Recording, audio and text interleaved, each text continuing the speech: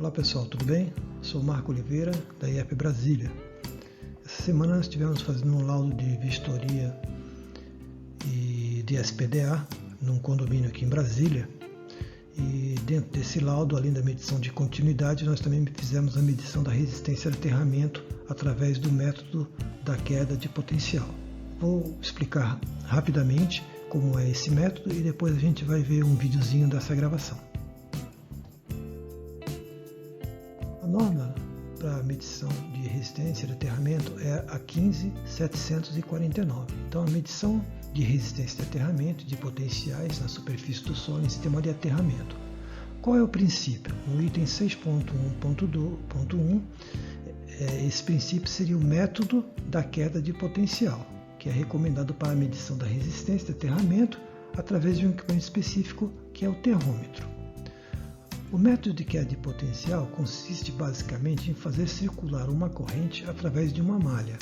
Ou seja, nós vamos fazer circular uma corrente através dessa malha de aterramento sob ensaio, por intermédio de um eletrodo de corrente C, e medir essa tensão entre a malha de aterramento e o aterramento de referência por meio de uma sonda ou eletrodo de potencial P. Então a gente vai ter aqui a corrente circulando pela malha e essa circulação vai gerar justamente essa queda de potencial aqui entre o ponto medido e o nosso eletrodo de potencial. Então, a resistência, lei de Ohm, é igual a tensão vezes a corrente, e com isso eu consigo determinar esse valor de resistência por esse método que a gente chama de 3 pontos. Aqui nós temos o terrômetro, o equipamento. Então, como eu comentei, ele vai ser ligado aqui no terra, aqui a corrente que vai circular e aqui a parte de potencial.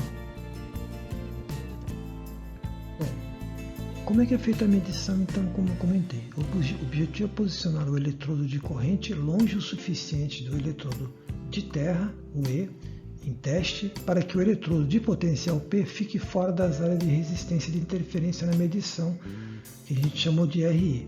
Então a gente tem aqui uma curva, né, essa curva que nós estamos vendo aqui, ó, e quando a gente injeta a corrente na haste C, ela acaba gerando uma interferência devido a esse campo magnético, tanto aqui na injeção quanto aqui na parte do eletrodo de medição.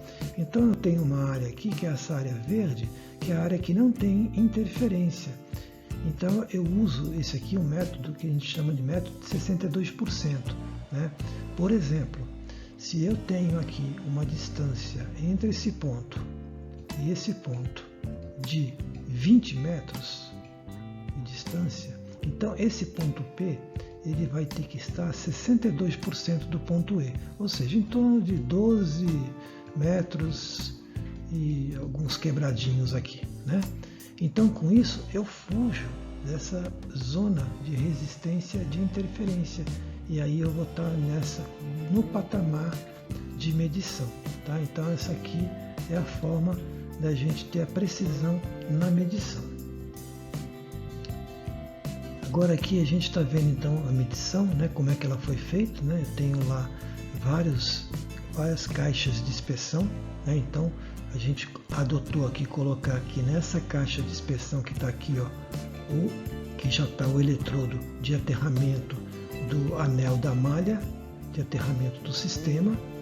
Como eu comentei, aí o outra haste ficou aqui a 20 metros de distância e essa ficou a 12 metros e meio aproximadamente. E aí, nesse momento, a gente realiza o teste para verificar essa resistência. Após esse primeiro ponto, a gente pode deslocar 5% em direção a essa haste e fazer uma nova medição e deslocar mais 5% para cá para fazer essa terceira medição. E os valores têm que estar próximos, né?